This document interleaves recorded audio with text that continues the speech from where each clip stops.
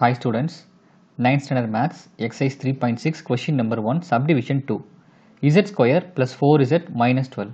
இப்போ இந்த subdivision 2 பார்த்தீங்கன்னா subdivision 1 மாதிரியே கொடுத்துருக்காங்க. பட் இங்கே வேரியபிள் பார்த்தீங்கன்னா zல கொடுத்துருக்காங்க. ஃபர்ஸ்ட் கொடுத்துருக்க இந்த பாலினாமியல் ஸ்டாண்டர்ட் ஃபார்மில் இருக்கா அப்படின்னு செக் பண்ணிக்கணும். z square plus 4z minus 12. This is constant. So z square z ஒரு கான்ஸ்டன்ட். இந்த மாதிரி கரெக்டான ஆர்டர்லேயே கொடுத்துருக்காங்க. ஸோ இது ஸ்டாண்டர்ட் ஃபார்மில் தான் இருக்குது. ஸோ ஃபர்ஸ்ட் கொடுத்துருக்க இந்த கொஷினை எழுதிக்கலாம். z square plus 4z minus 12. இப்போது கொடுத்துருக்க இந்த எக்ஸ்பிரஷன் ஸ்டாண்டர்ட் ஃபார்மில் இருக்குது. ஸோ இப்போ நெக்ஸ்ட் என்ன பண்ணணும் அப்படின்னா இந்த 3 டேர்ம்ஸ்லையும் காமன் ஃபேக்டர்ஸ் எதாவது இருக்கான்னு செக் பண்ணிக்கணும். இங்கே 12 இருக்குது, இங்கே 4 இருக்குது, பட் இங்கே எந்த நம்பருமே இல்லை. ஸோ இந்த 3 டேர்ம்ஸ்லையுமே பார்த்தீங்கன்னா காமன் டேபிளில் காமன் ஃபேக்டர்ஸில் வர மாதிரி எந்த ஒரு ஃபேக்டருமே இல்லை. ஸோ டைரெக்டாகவே இதை நம்ம ஃபேக்டரைஸ் பண்ணலாம். எப்போவுமே இந்த மாதிரி ஒரு குவாட்ராட்டிக் பாலினாமியல் கொடுத்துட்டாங்க, அதாவது இருபடி சமன்பாடு கொடுத்துட்டாங்க அப்படின்னா ஃபஸ்ட்டு நம்பரையும் லாஸ்ட் நம்பரையும் மல்டிப்ளை பண்ணும். First number 1, last number 12, but இது நெகட்டிவாக இருக்குது. ஸோ 1 இன்ட்டு மைனஸ் 12 இதை மல்டிப்ளை பண்ணோம் அப்படின்னா 1 12s are 12 plus into minus minus. So நமக்கு ப்ராடக்ட் பார்த்தீங்கன்னா மைனஸ் 12 அப்படின்னு வந்திருக்கு. இப்போது இந்த 12 ரெண்டு ஃபேக்டர்ஸாக ஸ்ப்ளிட் பண்ணோம்.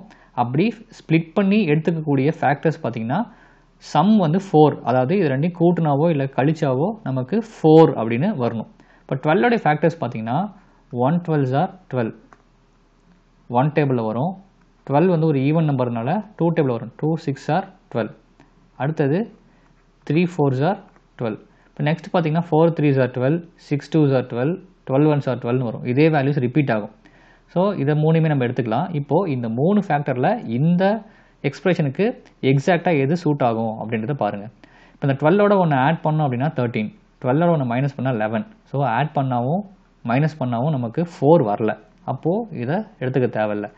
அடுத்தது 2 6 are 12, 6லேருந்து 2 மைனஸ் பண்ணால் நமக்கு 4 கிடச்சிருது. ஸோ இதை நம்ம எடுத்துக்கலாம். ஸோ அப்போ இந்த தேர்ட் ஃபேக்டர் எடுத்துக்க தேவையில்லை. ஸோ எக்ஸாக்டாக நமக்கு தேவையான ஃபேக்டர் பார்த்தீங்கன்னா 2 6 are 12.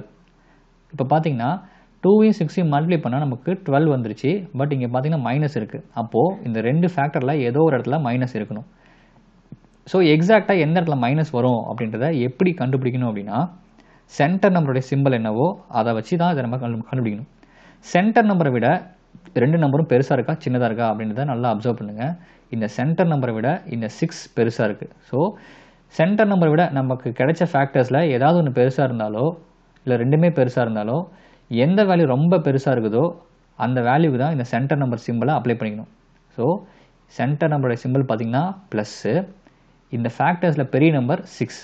ஸோ 6க்கு தான் இந்த ப்ளஸ் சிம்பிள் வரும். ஆட்டோமேட்டிக்காக இந்த ஸ்மாலர் நம்பர் இதுக்கு ஆப்போசிட் சிம்பிளாக மாறிடும். ஸோ ப்ளஸ்ஸோடைய ஆப்போசிட் மைனஸ். ஸோ 2உடைய சிம்பிள் பார்த்திங்கன்னா மைனஸில் வந்துடும்.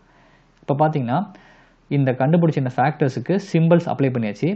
இப்போது இதை நம்ம வெரிஃபை பண்ணி பார்க்கலாம். 6 2s are 12 plus into minus minus. So கரெக்டாக மைனஸ் 12 வந்துருச்சு. இப்போது இதோடைய சம்மை செக் பண்ணணும். சிம்பிள்ஸ் பார்த்திங்கன்னா ரெண்டுக்குமே வெவ்வேறு மாதிரி இருக்குது. சிம்பிள்ஸ் வெவ்வேறு மாதிரி இருந்ததுன்னா எப்போவுமே சப்ட்ராக்ட் பண்ணுவோம் இல்லையா? ஸோ 6லேருந்து 2 சப்ட்ராக்ட் பண்ணோம் அப்படின்னா நமக்கு 4 வரும். லார்ஜர் நம்பரோட சிம்பிள் பார்த்திங்கன்னா ப்ளஸ். ஸோ நமக்கு +4ன்னு வரணும். ஸோ சென்டர் நம்பர் பார்த்திங்கன்னா +4 அப்படின்ட்டு இருக்குது. ஸோ எக்ஸாக்டாக நமக்கு தேவையான ஃபேக்டர்ஸ் கிடச்சிருச்சு. இப்போது இந்த ஃபேக்டர்ஸை இந்த ப்ராப்ளமில் நம்ம அப்ளை பண்ணுவோம். z ஸ்கொயரையும் கடைசியில் இருக்க இந்த 12ஐயும் மைனஸ் 12ஐயும் அப்படியே வச்சுக்கிட்டு இந்த 4zக்கு பதிலாக இந்த ஃபேக்டர்ஸை நம்ம இந்த இடத்துல அப்ளை பண்ணிக்கலாம். அதாவது 4zக்கு பதிலாக -2z ப்ளஸ் 6z அப்படின்னு அப்ளை பண்ணிக்கலாம். இப்போது இது ரெண்டுலேயும் காமன் ஃபேக்டர் பார்த்தீங்கன்னா காமன் வேரியபிள் z அப்படின்னு இருக்குது. அதாவது இதில் z 2 டைம்ஸ் இருக்குது, இதில் 1 டைம் இருக்குது. ஸோ ஒரு z காமனாக வெளியே எடுத்துடலாம். இதிலேருந்து ஒரு z வெளியே வந்துருச்சு அப்படின்னா இங்கே ஒரு z இருக்கும், இங்கே 2 இன்ட்டு z இருக்குது. இந்த z வெளியே வந்துருச்சு. ஸோ இந்த -2 மட்டும் உள்ளே இருக்கும். இப்போது இந்த ரெண்டு டேர்ம்லையும் பார்த்தீங்கன்னா காமன் வேரியபிள் எதுவுமே இல்லை, பட் காமன் கான்ஸ்டன்ட் இருக்குது. இது பார்த்தீங்கன்னா 6ல் இருக்குது. அதாவது 1 6 are 6. இங்கே பார்த்தீங்கன்னா 2 6 are 12 அப்படின்னு இருக்குது. இப்போது ரெண்டுலேயுமே காமனாக 6 இருக்கு இல்லையா? பட் இங்கே பார்த்தீங்கன்னா ப்ளஸ் இருக்குது, இங்கே மைனஸ் இருக்குது. ஸோ ரெண்டுலேயுமே காமனாக பார்த்தீங்கன்னா ஒரு +6ஐ வெளியே எடுத்துடலாம். இப்போது இந்த 6 பார்த்தீங்கன்னா வெளியே வந்துருச்சு. ஸோ ரிமைனிங் பார்த்தீங்கன்னா ஒரே ஒரு z மட்டும் இந்த இடத்துல இருக்கும். அடுத்தது இந்த 12க்கு பதிலாக 2 6 are அப்படின்னு எடுத்துருக்கோம். இந்த 6 வெளியே போயிடுச்சு. ரிமைனிங் இந்த 2 மட்டும்தான் உள்ளே இருக்கும். பட் இங்கே மைனஸ் இருக்கனால அந்த மைனஸ் இங்கே இருக்கும். இப்போது லாஸ்ட்டாக கிடைச்ச இந்த ஸ்டெப்பில் பார்த்தீங்கன்னா z into z minus 2 plus 6 into z minus 2 அப்படின்னு கிடச்சிருக்கு. இந்த ரெண்டு டேர்ம்லையுமே பார்த்தீங்கன்னா z மைனஸ் 2 காமனாக இருக்குது. ஸோ z மைனஸ் 2வை வெளியில் எடுத்துடலாம். இப்போ இந்த z மைனஸ் 2 வெளியே வந்துருச்சு அப்படின்னா ரிமைனிங் z மட்டும் உள்ளே இருக்கும். அடுத்தது இந்த டேர்மில் பார்த்தீங்கன்னா இந்த z மைனஸ் 2 வெளியே வந்துருச்சு. ஸோ இந்த ப்ளஸ் 6 மட்டும் இருக்கும். இப்போ இதுக்கு மேலே இந்த ஃபேக்டர்ஸை நம்மளால் சிம்பிளிஃபை பண்ண முடியாது. ஸோ கொடுத்துருக்க இந்த குவாட்ரடிக் பாலினாமியலுடைய factors z minus 2 and z plus 6. இது குவாட்ரடிக் பாலினாமியல் அப்படின்றதுனால ரெண்டு ஃபேக்டர்ஸ் கிடைக்கணும் இல்லையா? ஸோ நமக்கு ரெண்டு ஃபேக்டர்ஸ் இங்கே கிடைச்சிருச்சு. சப்போஸ் இந்த மெத்தட் உங்களுக்கு ரொம்ப லென்த்தியாக இருக்குது, ரொம்பவும் கஷ்டமாக இருக்குது அப்படின்னு நீங்கள் ஃபீல் பண்ணீங்க அப்படின்னா இதை நீங்கள் ஷார்ட்கட்டை யூஸ் பண்ணி கூட இந்த ஃபேக்டர்ஸை கால்குலேட் பண்ணலாம்.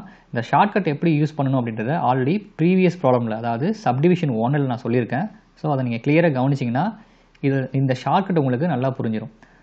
ஒன்ஸ் அகெயின் இந்த ப்ராப்ளம்லையும் நம்ம ஷார்ட்கட் யூஸ் பண்ணலாம். ஷார்ட்கட்டில் என்ன பண்ணணும் அப்படின்னா கொடுத்துருக்க இந்த ஃபேக்டர்ஸை ஒரு நம்பரால் டிவைட் பண்ணும். எதால் டிவைட் பண்ணணும் அப்படின்னா எப்போவுமே ஃபஸ்ட்டு நம்பர் என்னவோ அதால் தான் டிவைட் பண்ணும்.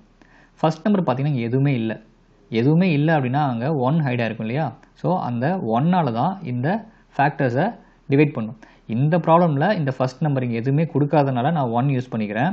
சப்போஸ் வேறு ப்ராப்ளமில் இங்கே 2ஓ இல்லை 3ஓ அதர் தென் 1 வேறு எந்த நம்பர் கொடுத்தனாலும் அந்த நம்பரை தான் நீங்கள் இங்கே டிவைட் பண்ணுறதுக்கு யூஸ் பண்ணிக்கணும். இப்போ இந்த ப்ராப்ளமில் இங்கே எதுவுமே இல்லை, அதனால் 1ஆல் டிவைட் பண்ணிக்கலாம்.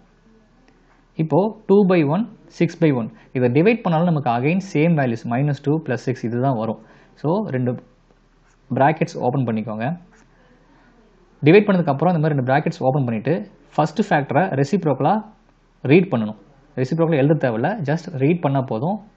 1 - 2 அப்படின்னு இருக்குது. ஸோ 1 கொஞ்சம் கேப் விட்டு -2 அப்படின்னு போட்டுக்கோங்க. அதே போல் இந்த செகண்ட் ஃபேக்டரையும் எழுதணும். 1 + 6. இப்போ இந்த கேப்பில் இங்கே என்ன வேரியபிள் வந்திருக்கோ அந்த வேரியபிளை இந்த இடத்துல அப்ளை பண்ணிக்கணும். இந்த கொஷினில் பார்த்தீங்கன்னா z அப்படின்ற வேரியபிள் தான் வந்திருக்கு. ஸோ இந்த கேப்பில் z, இங்கேயும் z அப்படின்னு அப்ளை பண்ணிக்கலாம். இந்த z-க்கு பக்கத்தில் இந்த 1 இருந்தாலும் சரி இல்லாமல் இருந்தாலும் சரி இங்கே 1 இருக்கிறதா தான் அர்த்தம். ஸோ நமக்கு ஃபைனலாக பார்த்தீங்கன்னா z - 2 z + 6 அப்படின்னு கிடச்சிருச்சு. அதாவது இங்கே கிடைச்ச இந்த ஃபேக்டர்ஸ் பார்த்தீங்கன்னா இந்த ரெண்டு ஸ்டெப்பை யூஸ் பண்ணாமலேயே டைரெக்டாக இந்த இடத்துல ஃபேக்டர்ஸை கால்குலேட் பண்ணியாச்சு. ஸோ இந்த மாதிரி எந்த ஒரு குவாட்ரடிக் பாலினாமியல் கொடுத்தாலும் இந்த ஷார்ட்கட்டை யூஸ் பண்ணி நம்மளால் ஈஸியாக ஃபேக்டர்ஸை கால்குலேட் பண்ண முடியும். That's all.